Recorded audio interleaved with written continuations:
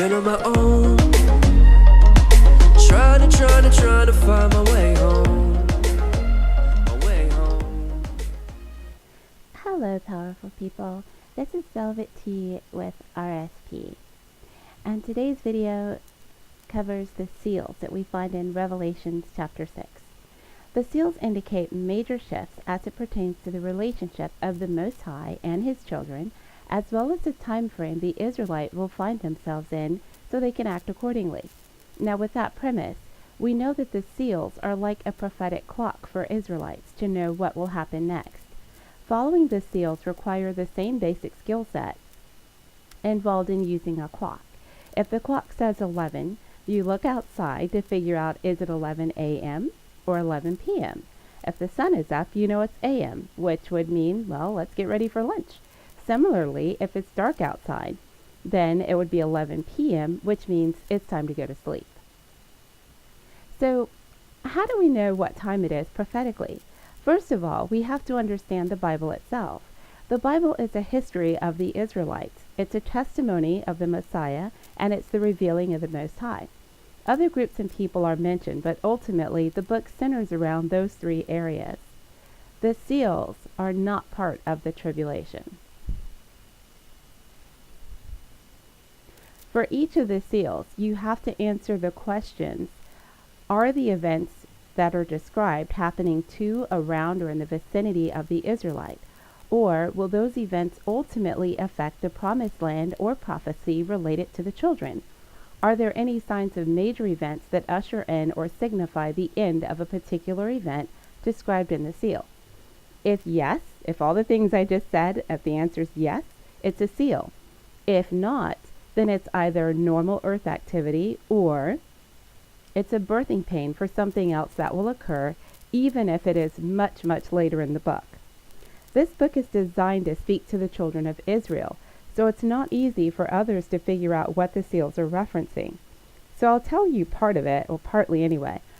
I'm not really allowed to reveal everything I've seen or know, but I can tell the children of Israel how to figure it out for themselves. So, with that in mind, let's look at the first seal. There's a white horse. There's a white horse, there's a bow, and there's a crown given. And he's conquering and to conquer. So we find the white horse. Let me go first to Revelation 6 so you can see that for yourself. The white horse. Okay, so it's Revelation 6 and 2. Now we cross-reference that and we find the white horse again in Revelation 19:11. And I saw heaven open, and behold, a white horse. Okay, so we know the white horse came out of heaven. The next clue, he was called faithful and true. If you look up the phrase faithful and true, you'll find this phrase in the Bible in reference to God, the Messiah, and the Word. And there's a bunch of scriptures. I'll just rattle them off for you. It's Jeremiah 42:5, Revelations 3:14, Revelations 21:5, Revelations 22:6. Then we get to the bow. We find the bow in Genesis 9:13, where he set his bow in the cloud, which was a promise between the Most High and the earth. And actually, did I just pull up? Yeah, okay. And then we find in John 19:5, the reference to the crown, where then came Jesus forth wearing the crown of thorns. Now notice the crown of thorns, remember, was placed upon him. It was given to him. So if you go back and look at Revelation 6, it says, and behold, a white horse, he had a bow, and a crown was given unto him, and he went forth conquering and to conquer. So who did he go conquering and conquering? We find out much later that he conquers death and hell. So with all that data, we know the white horse rider is the Messiah. Now, a point to note, by the way, the horses and their riders are always around, as in they're moving in and out of the earth, they're moving in and out of heaven. In some cases, they're going back to nature. Basically, they're always here. Even like their seal may not be activated, but if you look at our history and our lands, like the horse that represents plagues and all that. There's always something happening somewhere. And yes, those are the riders, and they're always active. However, when they're on their assignment, when it comes to opening a seal, if you follow the information I mentioned at the beginning, you'll know when it's a seal versus it's just a normal earthquake. Okay, so now we're on this second seal. And I'll give you a quick rundown. I just showed you how to figure out what the seal is, what it represents. The second seal is Esau. It's the red horse, and you'll notice when he was born they called him red. He was given the sword. The sword equals war. The rider of the red horse has the great sword. And what did he do? He took peace from the world. The world in the Bible is in reference to the children of Israel. And peace has been taken from the Israelite ever since the diaspora by Esau, back in near 70 AD. Okay, so we know that the second seal is the time of the Gentiles. Okay, just so we put that in perspective, that's what that was. Now, the time of the Gentiles has landed for thousands of years. So again, the seals they're not the same as other books and other chapters in Revelations. They last a very long time. Okay, so then that brings us to the third seal, which is on the horizon. Now we know this because the Revelation 12 sun gave us a glimpse of the Israelite history by displaying what happened in the first seal. It showed and revealed the life of the Messiah, all the way up to the events that will take place prior to the third seal opening. And you can find that in my Revelations 12 video that I already made. Now the third seal is the black horse. If you use the same methods I outlined above, you'll find the scales equal economy and judgment.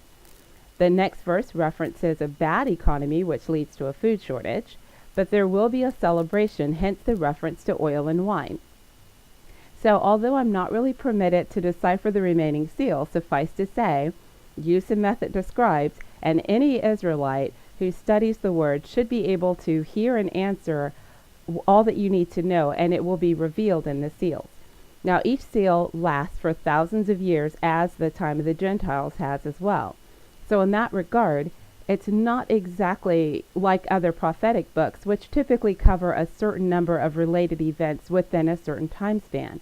The seals represent everything that has to happen before the beginning of the wrath of the Most High. The third seal will be in effect for a very long time. We know this because we find later in Revelations that those who took captives must go into captivity.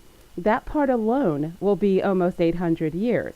We also find where the Almighty wants to renew his covenant with his children and make sure we are well versed in his ways.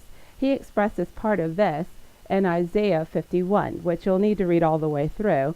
While he's renewing his relationship with us, the rest of the world will be going through hell, because not only are they drinking of the cup of fury at that point, they're also living through the third seal, which, by the way, are not the same things.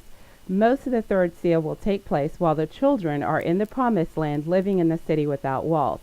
This is not the tribulation, it is only the third seal. Now, when we get over to the tribulation, we know that that is another story in and of itself. That is the actual wrath of the Most High, which is not the same as the shift that's occurring now, which is not the same as the cup of fury. Now, the shift is the same as the cup of fury, by the way. It's moving from the children of Israel over onto the Gentile and the heathen. Okay, I'll try to explain the cup of fury in another video, because otherwise we're going to get way off topic. Okay, so for clarity's sake, the tribulation, as it's known, does not take place until after all the semi-sanctioned beings have heard of the Messiah. You can read about that in Matthew. It will not happen until the Israelites are in the promised land and everyone has seen the power of the Almighty. Okay, so it's important to keep an eye open for the birthing sign so you know what time it is and you can prepare for it. I do hope that this video was informative and not too confusing. I'll attempt to make a few more clarifying videos in the future. In the meantime, remember, in all thy getting, get understanding, and remember to seek truth.